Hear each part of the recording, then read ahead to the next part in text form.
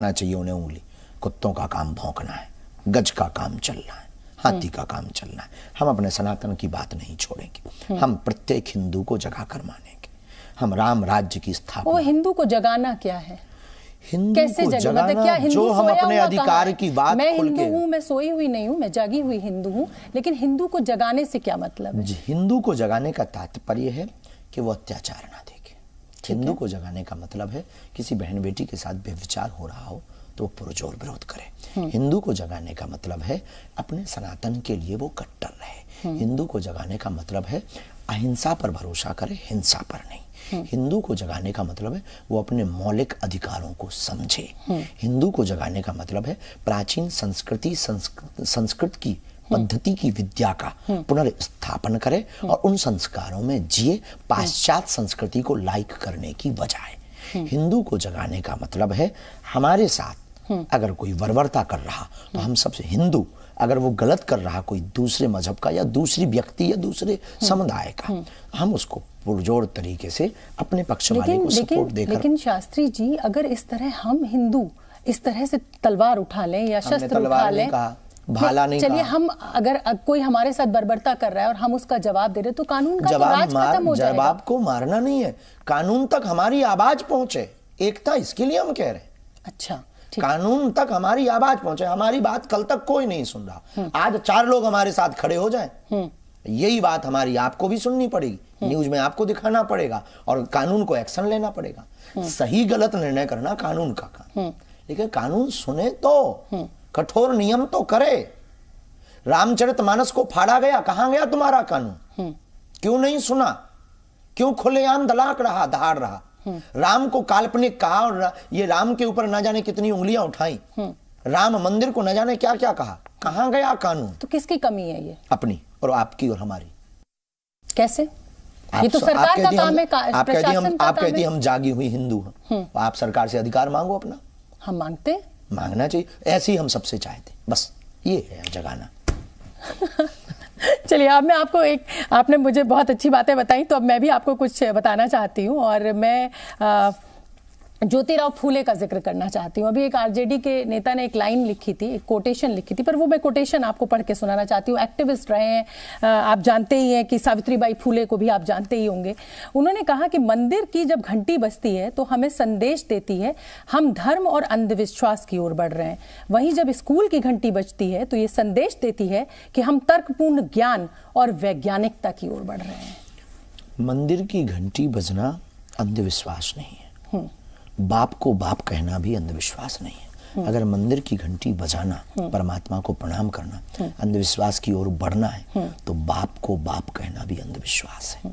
लेकिन अगर स्कूल से ज्यादा संख्या, माँ को माँ कहना भी अंधविश्वास है। विद्यालय की भी जरूरत है, विद्या की भी जरूरत है, विद्यावान हनुमान जी की भी जरूरत है, और राम के आदर्श की भी जरूरत है, और राम की पूजा की भी आवश्यकता है। लेकिन बाबा पे तो ये आरोप लगता है, शास्त्री जी पे ये आरोप लगता है कि आप तो सनातन की बात करते हैं, हिंदू राष्ट्र की बात करते हैं, मंदिर की बात करते हैं, आप तो विद्यालयों से ज्यादा मंदिर की संख्या बढ़ाने की बात करते हैं। विद्यालय की बात, हमने कभी ये नहीं कहा कि मंदिरों की संख्या बढ़ाई जाए। हम विद्यालय की बात करते हैं। हम संस्कृत विद्यालय का सर्टिफिकेट लेकर के विद्यालय खोलने की तैयारी कर रहे हैं।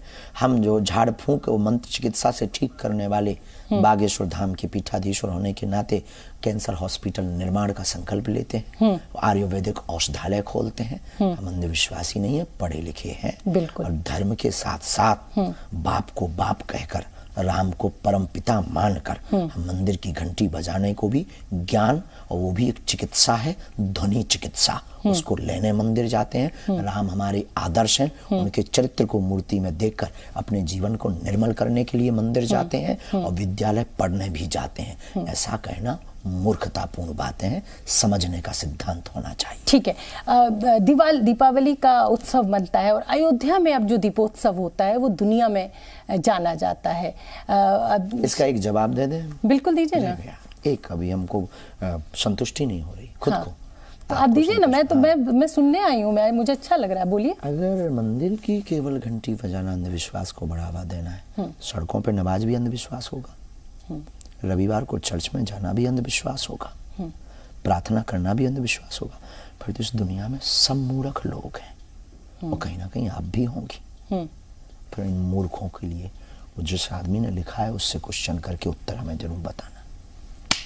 अब मजा आ रहा है प्रश्न का, मजा आ रहा है ना, तो चलिए अगला मैं यही चाहती हूँ तो आपसे कि मेरे देखिए मुझसे तो सोशल मीडिया पे बहुत लोग सवाल पूछते हैं, हम जवाब देने और को मुझसे तैयार। कहा जाता है कि जिस दिन आप धीरेन्द्र शास्त्री के साथ बैठे आप पूछे, तो मैं ये आप प्रश्न लिया करो बहनों, आया करो, हमारा दर खुला है, खुला ही रहेगा। जब तक हम जिएंगे तब तक जवाब देंगे, कोई भी हो। हाँ, जो हमारे पास है। पर अगर वो ऐसा, उन्होंने कहा कि मंदिर की घंटी बजना, अंधविश्वास की ओर बढ़ना, और विद्यालय में की घंटी बजना, साल पुरानी होगा। अब आपकी अगर बात हो, कोई आत्माओं का वाला कोई संपर्क हो आपका, आप जरूर करो। उनसे कहना नहीं आप जिंदा हो, आत्माओं का कोई संपर्क होता हो तो हम आपको कह रहे हैं। मेरा कैसे हो सकता है? अब पर्ची तो आप लिखते हैं। उसके लिए तो अर्जी लगेगी, लेकिन पूछना चाहिए। लेकिन फिर तो चर्च में जाने वाला, वो ईसा को मानने वाला भी अंधविश्वासी है। रोडों पर नमाज पढ़ने वाला शुक्रवार को, वो भी अंधविश्वासी है। और 5-5 नमाज पढ़ने वाला, रोजा रखने वाला भी अंधविश्वासी है। इन सबको भारत में नहीं पूरे विश्व में बंद करके बताओ, तब तुम्हारा कोड। अच्छा, मोदी जी से कभी मुलाकात हुई है आपकी? अभी नहीं हुई। अब हो सकता है आपको सौभाग्य मिले मंदिर के उसमें प्राण प्रतिष्ठा। प्रधानमंत्री पीठ के प्रति हमारा आदर्श है। ठीक है।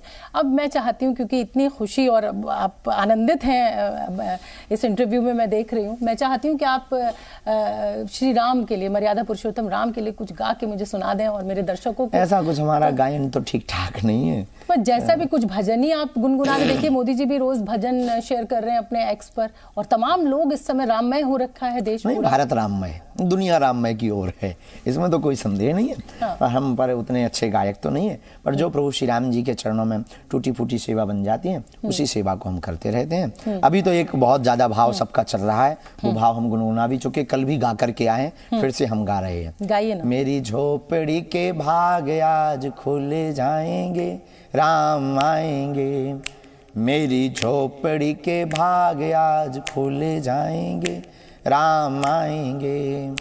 राम आएंगे तो अंगना सजाऊंगी, दीप जला के दिवाली में मनाऊंगी।